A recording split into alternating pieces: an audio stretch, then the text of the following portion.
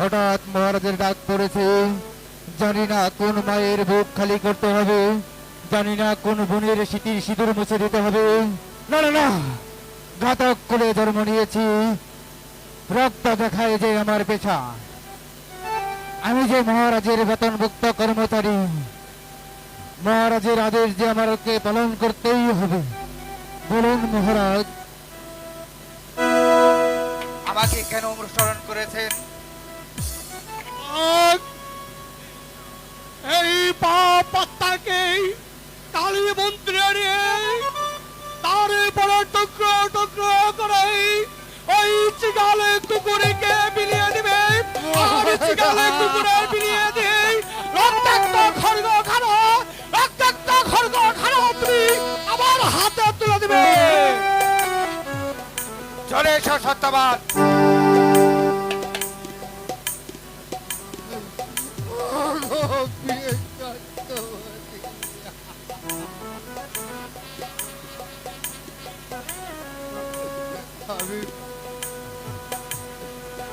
আমি যে পারি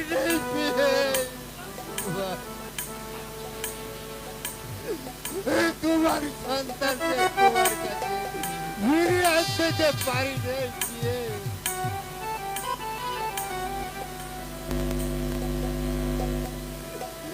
তোমার সাথে বুঝি আমার আর দেখা হবে না।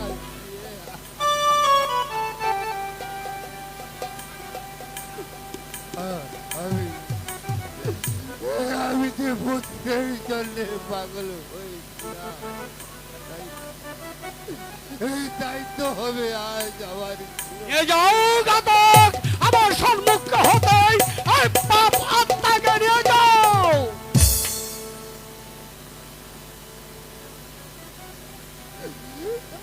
আমার অপরাধ তুমি ক্ষমা করো। আমি তোমার সন্তানকে তোমার কাছে ফিরিয়ে দিতে পারলাম না। চলে এসো সত্যবান।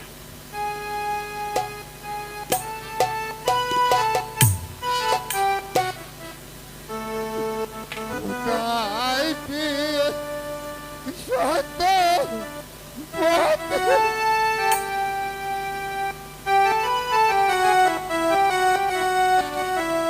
রাগিবা রাস্তা ডাকা হাতু রকি এগো ওতে লাগি আমার গেল ওরে জীবন। চলে এসো সত্যবান।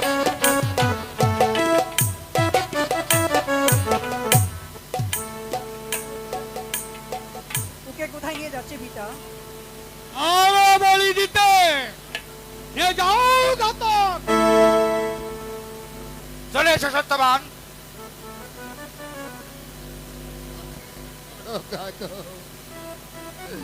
তাই চলো আমার পিতা, আমার যে নরবলি দেখার স্বাদ জেগেছে পিতা, আপনি আমাকে যেতে অনুমতি দিন পিতা। ঠিক আছে বাবা, যাও, তবে তুমি দূরে থেকে দেখো। ঠিক আছে পিতা, আমি দূর থেকে দেখে আসবো পিতা। ঠিক আছে পিতা। চলো মা বিশা। অপমানের বিচার করিবে না বৌ। সকলকে অপমান করিবে।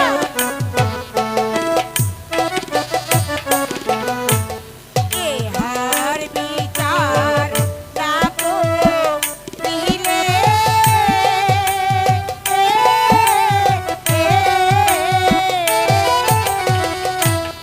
আর যাব না ওই ভুলে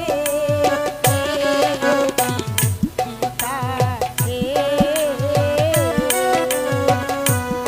বলো বলো মা, কে অপমান করেছে? করিবে না বলো বলো মা, কে তোমাকে কৃষ্ণ অপমান করেছে? চাকরেরই এমনি ধারা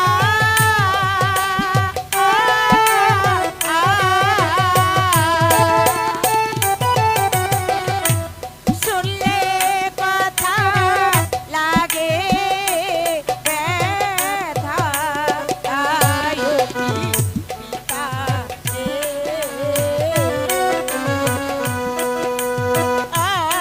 অপমান বিচার করিবে না বৌ।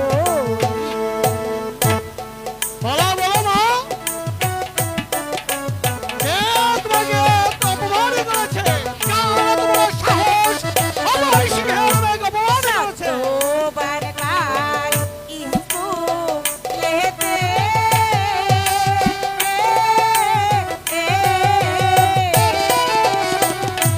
সাগর তাকে পুত্র বলে পিতা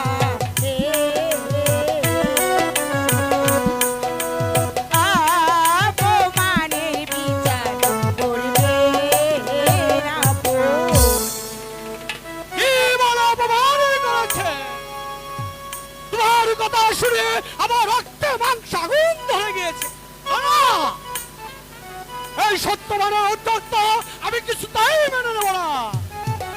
সামান্য চাকরের এত বড় স্পর্ধা আমার পুত্রকে অপমান করে। আমি এখনই আর কঠিন বিচার করব। এই ব্যাসিস সত্যবানকে দরবারে পাঠিয়ে দে।